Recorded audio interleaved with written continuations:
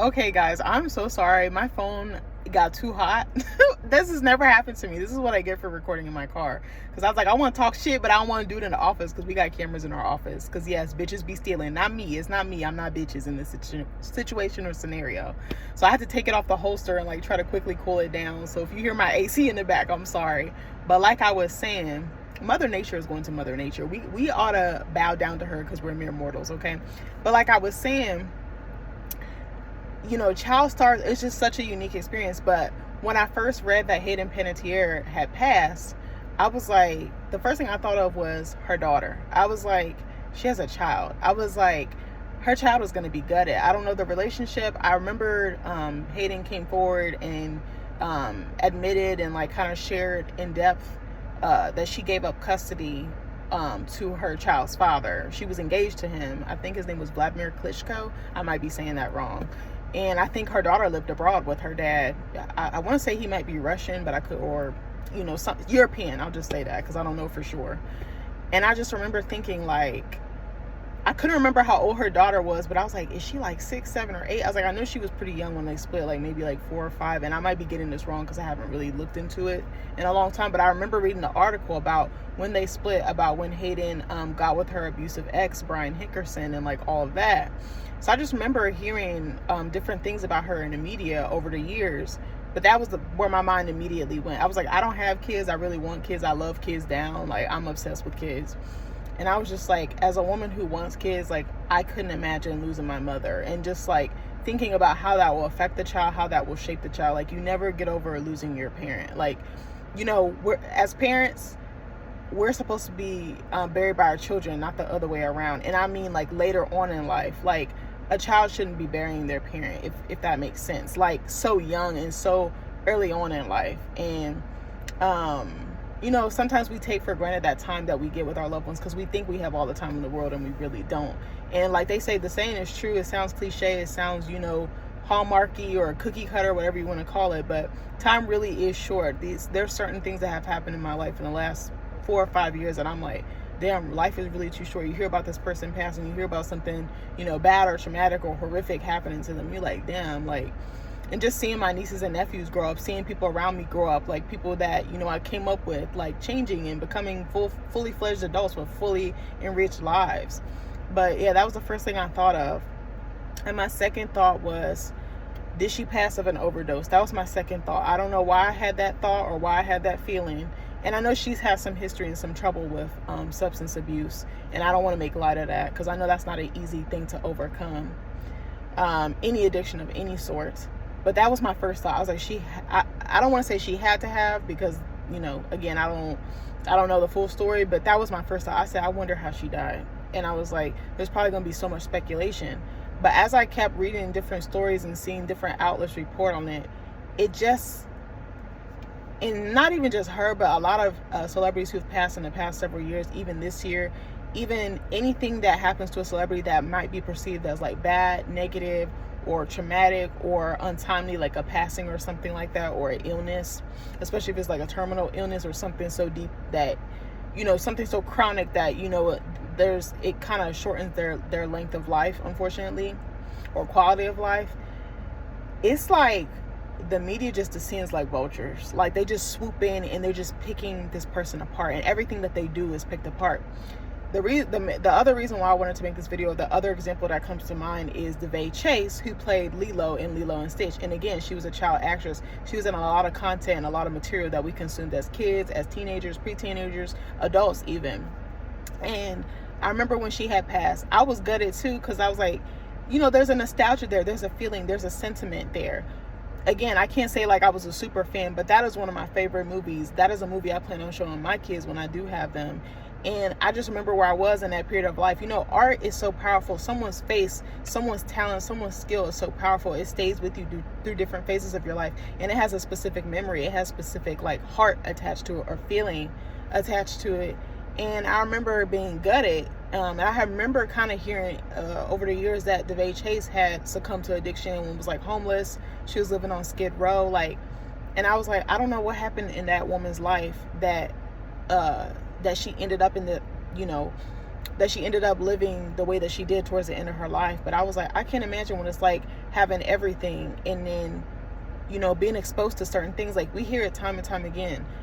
Demi Lovato has been open about it. I think Selena Gomez has shared a lot. And it's just like, so what are they going through? What are they being exposed to? But there's a lot of, like I said, abuse of power. You know, money comes into play. Their star power, their stardom comes into play. Fame is a very isolating thing. So you're probably only going to go for or hang around or surround yourself with people in that world. And I remember, like, about a week or so went by, they're picking DeVay Chase apart in the media, talking about her addictions, talking about her being homeless, showing unflattering pictures of her. It also called to mind Amy Winehouse. It was like the same thing. Like, we in the media and other sources picked her apart. And I was like, if you think about it, I know there's a huge conversation online right now, and I don't really want to get too much into it, about Ariana Grande and, like, her potentially having an ED. And when I saw the pictures, I was like, I'm scared for her. But I was like, sometimes you don't know that you need help, or sometimes you might not feel like you need help. And that's up to that person. But when I saw the pictures of Ariana Grande, it made me think of Amy Winehouse and the way that we treated her. And again, I'm not trying to, what's the word? It's difficult because it's like addiction is such a complex topic. Substance abuse is a complex topic. Struggling with different parts, like maybe your body, whether it's body dysmorphia, you know, fluctuating weight, and like the mental aspect that comes with that, or the mental toll that comes with that, is a very complex topic. And hopefully I'm bringing my point across clearly. It's hard. I'm doing this a free ball. I'm like going off the top of the dome. I'm free balling it.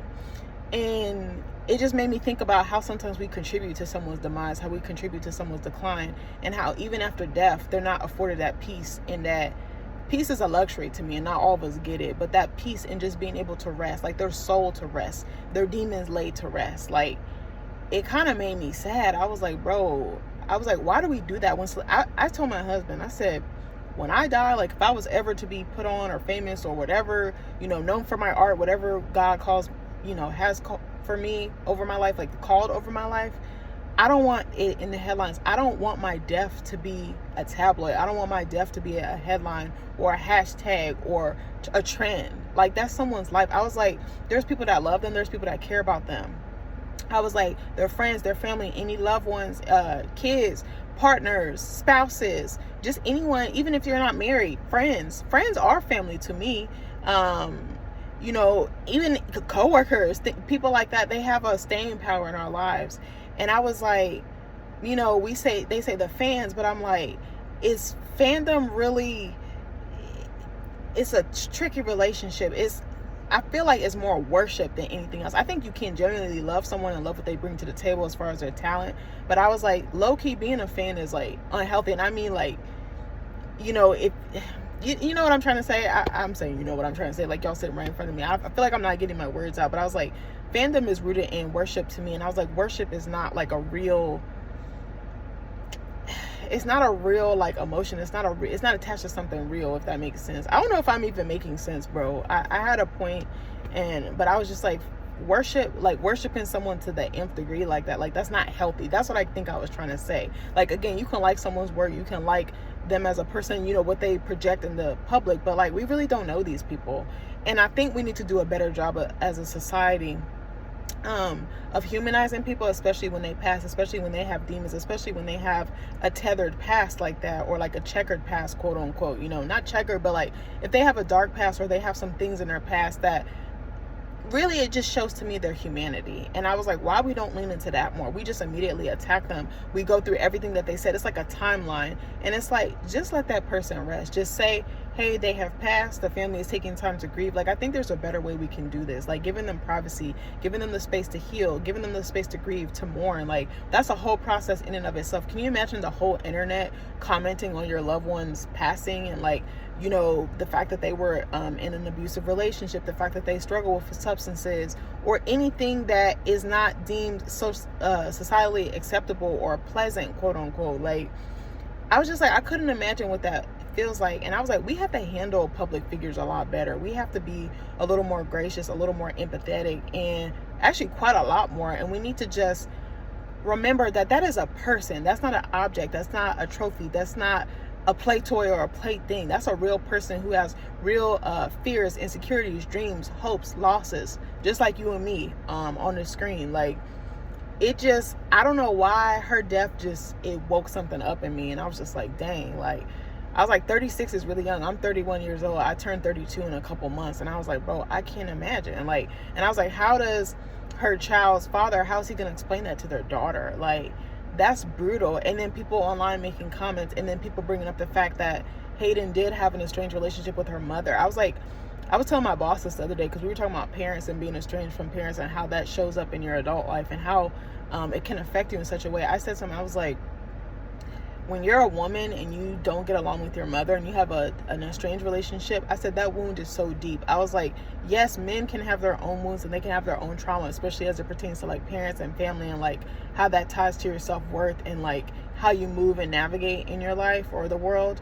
But I was like, not to compare or not to minimize or diminish, but I was like, when you're a woman, you really want your mom. I was like, bro, me being 31, which again is still pretty young, like, there were times I wished I had my mom, like my birth mom, I'm meaning, or just like my dad. Like, you really need your parents. You need your parents in a different way than you do when you were a kid. Like, when you're a kid, you really, really need them. But as an adult, you really, really, really need them. Like, it's different, because it's like, how do I navigate stuff? Or just calling to shoot the shit and just calling to get advice and to see, like, just check in with each other. It's different when you're establishing a relationship with your parents as an adult, because you're not, they'll always see you through the lens of a child or a kid or their baby, you know. But when you're like, there was times when I was estranged from my dad, bro, that I like wanted to pick up the phone and call him, and I didn't, and that broke my heart. Like, I remember just being like, oh, I'm fine, but I was like, bro, I'm not fine. Even there was times where I was like, I wish I had my mom. I wish my mom accepted me. I wish my mom loved me. I wish my mom wanted me. And I was like, the fact that they're bringing up Hayden's estranged relationship and running back all the clips, and I saw fucking raggedy ass Jay Shetty. I don't like that bitch, but he seems so fake and performative and funny to me. But I saw that in my algorithm it popped, and I don't really watch his content like that, but it had popped up the interview that Hayden had done with him. I don't know when she did that, maybe like a year or so ago, maybe a while back, but all these, it was just like predatory to me. That's what I'm saying. Like, it has that vulture, like you just swoop down and you benefit from it. And it's like, maybe we should just let that person be. We need to let their family and friends, their village or support system be. Yesterday I was reading a bunch of articles on people.com, and I have a love-hate relationship with people.com. I know one time y'all ate me up in the comments for a video I think I did on Joni Turner Smith and Joshua Jackson, because y'all was caping for Joshua Jackson, but that's a whole other story. But I remember I was reading a couple of different articles in People magazine yesterday, and it was talking about Hayden's relationship with the ex-boyfriend. Like, there were so many headlines, so many different articles, and it's just like, again, you can't just let that person rest. You can't let us, you know, the collective world, her collective village, just sit with it and just breathe and just really process that. Like, I'm sure there's a little girl out there, or she might be a grown woman now, who really loved her work, who really saw themselves in her, and you're just taking that away. Like, you're just benefiting off of the loss, off of the trauma, off of the messy, the ugly, the indifferent, you know. Like, I just thought that was so cruel and just so tacky. And like, I'm toxic for reading it, but it's just more for information and research purposes, and I'm just a naturally curious person. Again, doesn't excuse it, but I really read stuff just to learn. I just love learning. I love knowing things. I love finding things out and just putting the pieces together. And I'm a deep thinker. Like, I want to know the psychology behind certain things. And and I was just, it was sad because it was harping a lot on her. I don't know if he was her ex, or maybe they were working their way towards getting back together, or were already together.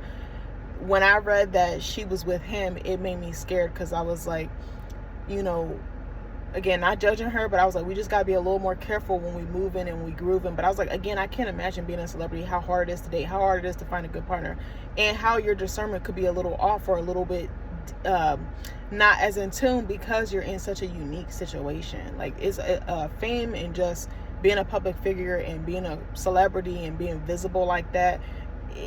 I feel like I see so many celebrity women who do end up, unfortunately, in abusive relationships or abusive marriages or situations that aren't healthy. But it's like, how do you find that? Like, there's a lot of wolf in sheep's clothing. There's a lot of predators out here. So I don't know where I was going with that, but just please be kinder to public figures. They're just people too. They're really just people. They're just visible because of their skill, their talent, whatever it is, the thing that makes people drawn to them. But just remember that they're people, that they're a person, and they're human, and look at them through the lens of humanity, not a tabloid or gossip or rumors or toxicity. But anyways, hopefully this video made sense. I love you guys, and I'll see you later. Bye.